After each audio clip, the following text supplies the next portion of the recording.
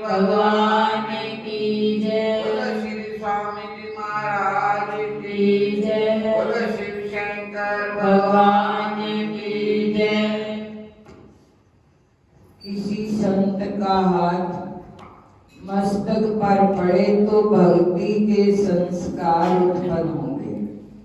वह संत मिले उसके लिए इतना करना पड़ेगा। प्रथम विपर चरण अति प्रीति। संत को मिलने के लिए सर्वप्रथम ब्राह्मण के चरणों में प्रेम भाव रखो, उसके चरण बिंद में भाव रखो। वह वैदिक संस्कृति के रक्षक है, जिन्हें भारतीय सनातन धर्म ने मैसूर कहा है, धरती के देव के समान जिसे प्रसिद्धि दी है। ऐसे ब्राह्मण के चरणों में पूज्य भाव होना चाहिए। कलयुग वातावरण में व्यक्ति के विचार बदल गए हैं। नहीं तो तुलसी जी ने पहले लिख डाला है कि कलयुग में तो लोग ब्राह्मण के सामने दलीलें करेंगे। ऐसी कोई दलील मुझे या आपको नहीं करनी है।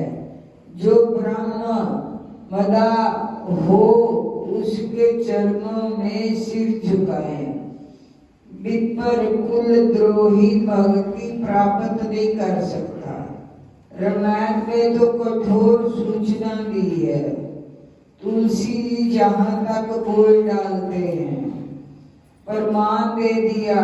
पर कल युग में ऐसा होगा कि वैदिक संस्कृति के रक्षकों की और लोग दूसरे ढंग से देखेंगे, स्वयं ही ब्राह्मण की बातें करेंगे। कलयुग का प्रभाव होगा। ब्रह्म ज्ञान बिंदु नारी नर करे दूसरी बात, सब प्रीत बातें करेंगे। बेशक कुछ भी मालूम ना हो, आप उन लोगों से पूछोगे तो कहेंगे ये बहुत कठिन बात है, आपकी समझ में नहीं आएगी। ये तो 7वें शिखर की बात है। अरे मूक शिखर और राम नाम बोल, शिखर से गिर जाएगा तो कोई लेने नहीं आएगा। हाँ, ऐसी भूमिका सिद्ध हो जाए तो बस अलग है, पर कुछ सिद्ध किए बिना ऐसे ही। पर आज देखना कलयुग में ऐसी बातें बहुत होगी। कई लोग ये कहते हैं कि रामायण में सरल कथा है, आप और कुछ ले, दूसरे शास्त्रों की समानता नहीं करनी चाहिए। पर आप अच्छी तरह जानते हो, ठीक तरह से समझ लो तो पता चले। रामायण ने तो अच्छे अच्छे लोगों की बुद्धि तोड़ दी है। इस ग्रंथ में किसी को पता नहीं लगता, कितना ही क्यों ना करे, पर इस ग्रंथ को समझने के लिए सारी जिंदगी कम पड़ेगी। तुलसी जी ने तो पहले लिख डाला है, बुद्ध विश्राम सकल जन रंजन। ये पंडितों का विश्राम है। लोगों को कठिन पूरा करना होता है, आसान करना नहीं होता। जानबूझकर हैरान होते हैं। मेरे कहने का अर्थ है कि ब्राह्मणों के चरणों में प्रीत और सब धर्म में रत रहना चाहिए। गीता में कहा गया है कि धर्म की खातिर मर जाओ, कट जाओ, नष्ट हो जाओ। जिसमें बात बात पर धर्म बदलता हो, ऐसा जीवन जीने से क्या फायदा। देश को उसकी जरूरत है, संस्कृति को क्या जरूरत है। वह तो पृथ्वी पर भार है।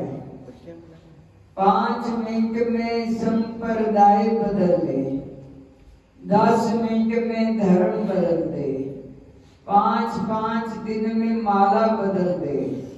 क्या जरूरत है ऐसे लोगों की। मर जाओ पर धर्म ना छोड़ो।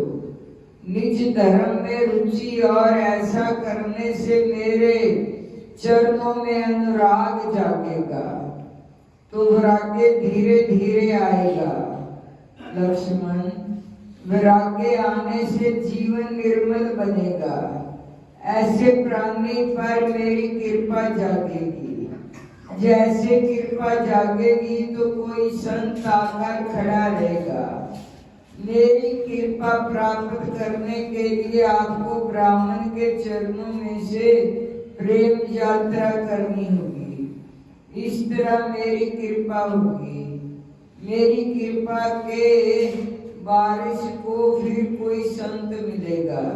संत मिलेगा तो भक्ति मिलेगी। लक्ष्मण जी शायद प्रश्न पूछते हैं, महाराज इतनी यात्रा कर ली, ब्रह्मा आदि के चरण से संत तक, उसके बाद भक्ति मिले ऐसा आप कहते हो, पर भक्ति मिल गई इसका क्या प्रमाण है? तुलसी जी इसलिए धन्य हैं जिन्होंने प्रमाण दिया। भक्ति मिल गई इस बात का पता उन पर स्वयं कर सकते हो। विश्वास के लिए 2 चौपाइयां लिखी हैं। मम गुण गावत पुलक शरीरा, गद गद गिरा नैन बैरीरा। भक्ति मिलने का प्रथम प्रमाण ये है कि चर परमात्मा के गुणवाद गाते गाते जिसका शरीर पुलकित हो, रोम रोम अंकृत बने, हृदय में उमंग आने लगे। बोल साचे दरबार की जय, जी महाराज की जय। कार्तिक महात्म। राजा पृथु ने कहा, हे नारद जी, आपने तुलसी के इतिहास प्राप्त महात्म के बारे में कहा। अब ये बताने की कृपा करे कि कार्तिक मास में और भी देवताओं का पूजन होता है, ये भी मुझे समझा कर कहिए। नारद जी ने कहा, पहले समय में पर्वत के निकट कर्तिपुर में एक धर्मात्मा धर्मदत्त नामक ब्राह्मण रहता था। वह भगवान विष्णु के सब व्रत करता था। एक दिन कार्तिक मास में वह एक पहर रात शेष रहने पर जागरण के लिए भगवान विष्णु के मंदिर में हर प्रकार की सामग्री लेकर जा रहा था कि मार्ग में उसने एक बड़ी भयंकर राक्षसी को देखा, जिसके बड़े बड़े दांत, लपकती हुई जीभ और लाल लाल नेत्र थे। उसका शरीर नंगा मांस रहित था। उस भयंकर राक्षसी को देखकर धर्मदत्त बुरी तरह से कांपने लगा। उस उपाय न देखकर उसने पूजा वाली थाली, जल का लोटा उसके ऊपर फेंक दिया, क्योंकि उसने भगवत नाम का जप करते हुए वह सामग्री और जल का लोटा जिसमें तुलसी दल पड़ा था उसके मारा था, जिससे उसके जन्म जन्मांतर के पाप नष्ट हो गए और पूर्व जन्म याद आ गया। वह हाथ जोड़कर धर्मदत्त के चरणों में गिर पड़ी, बोली, हे प्रिय, मैं पूर्व जन्म के कर्मों के का फल से इस अवस्था को प्राप्त हुई हूँ। नारद जी ने कहा, हे राजन, उसे इस प्रकार प्रणाम करते देख अति विस्मित होकर धर्मदत्त ने पूछा, तेरी ये अवस्था किस कर्म के फल से हुई? तू पूर्व जन्म में कहाँ रहती थी? तेरा कैसा चरित्र था? ये सब कुछ मुझे बता। उस राक्षसी ने, जिसका नाम कला था, कहा, हे ब्राह्मण, सौराष्ट्र में भिक्षुक नाम का एक ब्राह्मण रहता था। मैं उसकी पत्नी थी। मेरा स्वभाव बड़ा ही निष्ठुर था। मैंने अपने पति का कभी भला नहीं चाहा, ना उसे कभी अच्छा भोजन ना मिठाई खाने को दी। मैं प्रतिदिन उससे लड़ती झगड़ती रहती थी। मुझे इस प्रकार की झगड़ालू देख तथा नित्य प्रति की कला से तंग आकर मेरे पति ने दूसरा विवाह करने का निश्चय किया। ये सुनकर कि मेरा पति दूसरा विवाह कर रहा है, मैंने उसके विवाह से पहले ही विष खा अपनी आत्महत्या कर ली। मेरी मृत्यु के बाद जब दूत आए, मुझे गदा से मारते हुए यम के पास ले गए।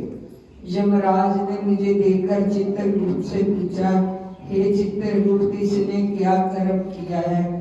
जो भी कर्म इसने किए हैं उनका फल इसे भोगना होगा। कला ने कहा, हे ब्राह्मण। चित्रगुप्त ने यमराज से कहा, इसने अपने जीवन में कोई भी अच्छा काम नहीं किया। ये अपने पति को सदा खराब भोजन देकर आप अच्छा भोजन खाती थी, इसलिए अब ये विष्ठा खाने वाली होगी। इसे अब सूर्य का जन्म दिया जाए, क्योंकि ये अकेली ही पाक के बर्तन में भोजन करती थी, इसलिए ये अपने बच्चों को खाने वाली बिल्ली होगी। इसने अपने पति पर क्रोध करके आत्मघात किया है, इसलिए ये प्रेत योनि में जाएगी। अब आप इसको अपने दूतों द्वारा मरुस्थान में भेज दीजिए। वहां पर ये बहुत दिनों तक प्रेत योनि में रहकर फिर ये पापिन अपने तीनों योनियों को भोगे। सो हे ब्राह्मण, मैं 500 वर्ष से प्रेत योनि में हूँ और भूख प्यास के कारण नित्य दुखी रहती थी। एक दिन भूख से तंग आकर मैं एक वैश्य के शरीर में प्रविष्ट हो गई। उसके शरीर द्वारा मैं कृष्णा और बेनी के संगम पर इस देश में आ पहुंची। एक दिन भगवान शंकर व विष्णु जी ने मुझे बलात् उसके शरीर से बाहर निकाल दिया। फिर मुझे आप दिखाई दिए। आपके लोटे से मैं तुलसी जल का छींटा मेरे ऊपर पड़ा, जिससे मेरे सब पाप नष्ट हो गए। हे द्विजयात्म, अब आप मुझे ये बताइए कि आगे होने वाले तीनों योनि और इस प्रेत योनि शरीर से किस तरह मेरी मुक्ति होगी। धर्मदत्त ने कहा, कला की बात सुनकर उसके पिछले कर्मों और वर्तमान अवस्था को देखकर बड़ा दुखी हुआ। उसका दुख देखकर उसका चित्त पिघल गया। फिर उसने दुखित भाव से कहा, बोलो श्री महाराज की जय।